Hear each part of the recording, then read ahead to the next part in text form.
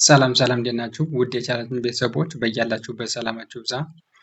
ዛሬ ደግሞ ይዤላችሁ የመጣሁት አማርኛ ፊደላትን ከእንግሊዝኛ አቻቸው ጋር ክፍል 3 ነው ማለት ነው። ዛሬ አማርኛ ፊደላትን በእንግሊዝኛ ፊደላት እንዴት እንወክላቸዋለን፣ እንዴት እንጽፋቸዋለን የሚለውን በጋራ የምናይ ይሆናል ማለት ነው። በመጀመሪያ ግን ለቻናላችን ቤተሰብ የሆናችሁ ቪዲዮ ላይክ እና ሼር አድርጋችሁ ጀምሩ። እንዲሁም ለቻናላችን አዲስ የሆናችሁ ደግሞ ቻናሉን ሳብስክራይብ በማድረግ ቤተሰብ ሁኑ። አሁን ቀጥታ ወደ ቪዲዮ እንሂድ።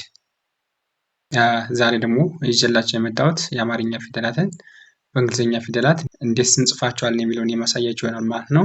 ከእናንተ የሚጠበቀው ይህ ቪዲዮ እስከመጨረሻው መከታተል ነው። አሁን እያንዳንዱን እንዴት ማንበብ እንዳለብን፣ እንዴት መጻፍ እንዳለብን እየነገራችሁ እሄዳለሁ። ተከታተሉኝ። በመጀመሪያ ማድረግ የሚጠበቅብን ምንድነው? እንግሊዝኛ ፊደላትን መለየት ነው ማለት ነው። 26ቱን የእንግሊዝኛ ፊደላት በደንብ አድርገን ከለየን በኋላ በዋና ኮንሶናንት ብለን እነሱን ከለየን በኋላ የአማርኛ ፊደላትን በእንግሊዝኛ ፊደላት መጻፍ እንችላለን ማለት ነው። የአማርኛ ፊደላትን በእንግሊዝኛ ፊደላት ለመጻፍ ወይም የእንግሊዝኛ አቻቸውን ለመጻፍ መጀመሪያ ማወቅ የሚጠበቅብን ምንድነው? ተነባቢ የሚባለውን ፊደል መለየት ይጠበቅብናል ማለት ነው። ተነባቢውን ፊደል ካገኘን ተመሳሳይ አናባቢዎችን ስለምንጨምር ምንም የሚያስቸግር ነገር የለም ማለት ነው። ምክንያቱም እያንዳንዱ ፊደል ላይ የምንጠቀማቸው አናባቢዎች ተመሳሳይ የሆኑ አናባቢዎች ስለሆኑ ምንም የሚያስቸግረን ነገር የለም ማለት ነው። ለምሳሌ ከነ ላይ የተጠቀምነው አናባቢ እና ከኘ ላይ የተጠቀምነው አናባቢ ተመሳሳይ ነው ማለት ነው። እንዲሁም ከሌሎች ፊደል ላይ ስንሄድ ተመሳሳይ የሆነ አናባቢ እንጠቀማለን ማለት ነው። ወደ ጎን ስንሄድ ግን አምስቱን አናባቢ ፊደላት ወይም ቫውሎችን ተጠቅመን የተለያየ ድምፅ እንዲያወጣ እናደርጋለን ማለት ነው። አሁን እያየናቸው እንሂድ። ኦኬ አሁን ለምሳሌ ከዚህ መጀመሪያ ላይ ነን ሊወክልን የሚችል ተነባቢ ፊደል ማን ነው? ኤን ነው ማለት ነው። ስለዚህ ኤን ቋሚ ሆኖ ከነስከኑ ያገለግልናል ማለት ነው። ነ የሚለውን ድምፅ ደግሞ እንድናገኝ የሚያግዘን ደግሞ ማን ነው? ኢ ነው ማለት ነው። ስለዚህ ኤን ኢ እንደማነበብና እንደ ነ ይነበብናል። ኤንዩ እንደ ኑ ይነበብናል።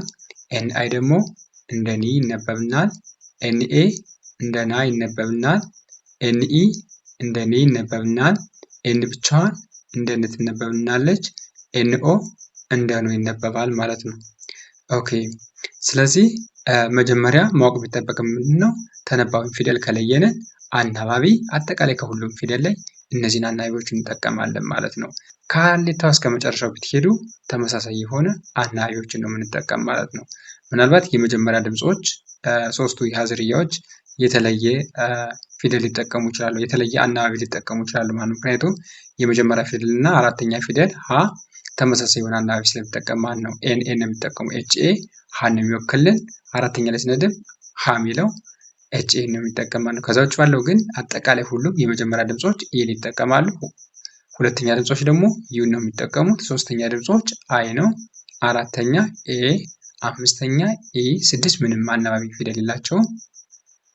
ሰባተኛ ደግሞ ኦን ይጠቀማሉ ማለት ነው። አጠቃላይ ከሀ እስከ መጨረሻ ያሉ ነው የምነግራችሁ ማለት ነው። ስለዚህ እንደዚህ አድርገን እነዚህን ማንበብ እንችላለን ማለት ነው። የአማርኛ ፊደላትን በእንግሊዝኛ አቻቸው ጋር ማንበብና መጻፍ እንችላለን ማለት ነው።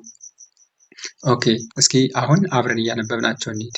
በመጀመሪያ አማርኛውን አነብላችኋለሁ፣ ከዛ ደግሞ የእንግሊዝኛ አቻቸውን አነብላችኋለሁ ማለት እናንተም አብራችሁ ከኔ ጋር ረጋ ብላችሁ በተለያየ አቅጣጫ ታነባላችሁ። እኔ ግን ከግራ ወደ ቀኝ ብቻ ነው ማነብላችሁ ማለት ነው። ኦኬ እቺ ማናት ነው ያልኳችሁ? ነ ነች። ና፣ ኑ፣ ኒ፣ ና፣ ኔ፣ ን፣ ኖ። በጣም አሪፍ። አሁን ደግሞ እንግሊዝኛ አቻቸውን እናነባለን ማለት ነው። ኦኬ እች ማነች? ነ፣ ና፣ ኑ፣ ኒ፣ ና፣ ኔ፣ ን፣ ኖ። ኦኬ ቀጣይ ደግሞ ከዚህ ላይ ማን እናገኛለን ማለት ነው? እች ማነች? ኘ ነች። ኘ፣ ኙ፣ ኚ፣ ኛ፣ ኜ፣ ኚ፣ ኞ። እንደዚህ አድርገን ካነበብን በኋላ ደግሞ የእንግሊዝኛ አቻቸውን እንዴት መጻፍና እንዴት ማንበብ እንደምንችል እናያለን ማለት ነው። ስለዚህ በመጀመሪያ ማድረግ የሚጠበቅብን ምንድነው? ተነባቢውን ፊደል መለየት ነው ማለት ነው። ከዚህ ላይ ኘን ሊወክል የሚችል ተነባቢ ፊደል ማን ነው? ጂኤን ነው ማለት ነው። ጂኤን ቋሚ ሆኖ ከኘ እስከ ኙ ባሉ ፊደላት ቋሚ ሆኖ ያገለግላል። ይህ ተነባቢ ወይም ኮንሶናንት ይባላል ማለት ነው። ስለዚህ ተነባቢውን ፊደል ከለየን አናባቢው ከነ ላይ እየተጠቀምነው ከዚህ ላይ ቀጥታ እንጠቀማለን ማለት ነው። ስለዚህ ጂኤንኢ እንደማነበብና እንደኛ ይነበባል ማለት ነው። ከላይም ኢን ነበር የተጠቀምነው፣ ከዚህ ላይም ኢን ተጠቀምንና የመጀመሪያ ድምጾች ላይ ጂኤንኢ እንደማን ተነበበልን? እንደኛ የተነበበልን። ጂኤንዩ ደግሞ እንደማን ተነበበ? እንደኙ ተነበበ። ጂኤንአይ ደግሞ እንደማን ይነበባል ማለት ነው? እንደኛ ይነበባል። ጂኤንኤ ደግሞ እንደማን ይነበባል? እንደኛ ይነበባል። ጂኤንኢ ደግሞ እንደማን ይነበባል? እንደኛ ይነበባል። ጂኢ እንደኛ ይነበባል። ጂኤንኦ እንደኛ ይነበባል ማለት ነው። አሁን ቀጥታ ማንበብ ነው የሚጠበቅብን። ልክ አማርኛ ፊደላቶች ላይ እንዳነበብ ነው የእንግሊዝኛቸውንም በተመሳሳይ ድምፅ ነው የምናነበው ማለት ነው። ኘ፣ ኙ፣ ኚ፣ ኛ፣ ኜ፣ ኚ፣ ኞ። ቀጣይ ደግሞ ከዚህ ላይ ማን እናገኛለን? አ እናገኛለን ማለት ነው። አ በአማርኛ ፊደል ውስጥ አናባቢ ሆና የምታገለግለን ፊደል ናት ማለት ነው። ጎልታ ባትጻፍም በአንደበታችን ውስጥ የአ ፊደላትን ስለምንጠራ ማለት ነው። እያንዳንዱ ፊደል ላይ የአ ዘሮችን እንጠራለን ማለት ነው። ለምሳሌ ለመጀመሪያ ድምጾች አ የሚል ድምፅ እናወጣለን። ለሁለተኛ ድምጾች ኡ፣ ለሶስተኛ ድምጾች ኢ፣ ለአራተኛ ድምጾች ደግሞ አ፣ ለአምስተኛ ድምጾች ኤ፣ ለስድስተኛ ድምጾች እ፣ ለመጨረሻ ድምጾች ኦ የሚል ድምፅ እንጠቀማለን ማለት ነው። ነገር ግን ጎልተው አይጻፉም ማለት ነው።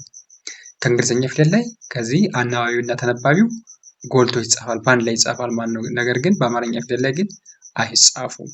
በአንደበታችን ውስጥ በውስጣችን የአ ዘሮች እንዳሉ እንገነዘባለን እንጂ ጎልተን አንጽፋቸው ማለት ነው። ስለዚህ እስኪ አሁን ደግሞ እናንበባቸውና እንዴት አን በእንግሊዝኛ ፊደል እንደምትወከል ደግሞ እናያለን ማለት ነው። እቺ ማናት ነው ያልኳቸው? አ ነች። አ፣ ኡ፣ ኢ፣ አ፣ ኤ፣ እ፣ ኦ። በጣም አሪፍ። አሁን እነዚህን ካነበብን በኋላ ደግሞ በእንግሊዝኛ እንዴት እንወክላቸዋለን የሚሆን የእንግሊዝኛቸውን ደግሞ እንፈልጋለን ማለት ነው። ስለዚህ ከዚህ ላይ አጠቃላይ የሚጠቀሙት ቫውሎችን ብቻ ነው ማለት አናባቢዎችን ብቻ ነው ከዚህ ላይ የሚጠቀሙት፣ ተነባቢዎችን አይጠቀሙም ማለት ነው። ስለዚህ አጠቃላይ የአ ዘሮች አናባቢዎችን ብቻ ይጠቀማሉ ማለት ነው። ምክንያቱም ከዛ ላይ አማርኛው ላይ እንዳያችሁትም ለአማርኛ ፊደላት አናባቢ ሆነው የሚያገለግሉን የአ ዘሮች ስለሆኑ ከዚህ ላይም አናባቢዎችን ብቻ ነው የሚጠቀሙት ማለት ነው። ወይም ቫውል የሚባሉትን ማለት ነው። ስለዚህ አን በማን እንወክላታለን ማለት ነው? በኤ። ኤ እንደ አይ ይነበብልናል። ዩ እንደ ኡ ይነበብልናል። አይ ደግሞ እንደ ኢ ይነበብልናል። ኤ እንደ አይ ይነበብልናል። ኢ እንደ ኢ ይነበብልናል። በተመሳሳይ ኢ እንደ እ ይነበብልናል። ኦ ደግሞ እንደ ኦ ይነበባል ማለት ነው። ስለዚህ ከሌሎች ላይ በተለየ መልኩ ከዚህ ላይ አናባቢዎችን ብቻ ይጠቀማል ማለት ነው። አ አናባቢዎችን ብቻ ነው የሚጠቀመው። ሌሎች ግን አናባቢና ተነባቢዎችን ሁላ ይጠቀሙ ነበረ። ነገር ግን የአ ዘሮች ግን አጠቃላይ አናባቢዎችን ብቻ ነው የሚጠቀሙት ማለት ነው። እስኪ አሁን እናንብባቸው። አ፣ ኡ፣ ኢ፣ አ፣ ኤ፣ እ፣ ኦ። በጣም አሪፍ። ቀጣይ ደግሞ ከዚህ ላይ ማን እናገኛለን? ከ እናገኛለን። ከ፣ ኩ፣ ኪ፣ ካ፣ ኬ፣ ክ፣ ኮ። እንደዛ አድርገን ካነበብን በኋላ ደግሞ የእንግሊዝኛ አቻቸውን እንዴት መጻፍና እንዴት ማንበብ እንደምንችል እናያለን ማለት ነው። ኦኬ፣ በመጀመሪያ ያው እንደተለመደው ምን ነው የምናደርገው?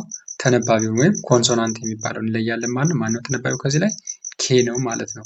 ኬን ከለየን ከከስከቆ ባሉት እንደረደርና ተመሳሳይ የሆነ አናባቢ እንጠቀማለን ማለት ነው። አናባቢዎች ከላይ እንደተጠቀምነው ከነ ላይም ከኘ ላይም እንደተጠቀምነው ተመሳሳይ የሆነ አናባቢ እንጠቀማለን ማለት ነው።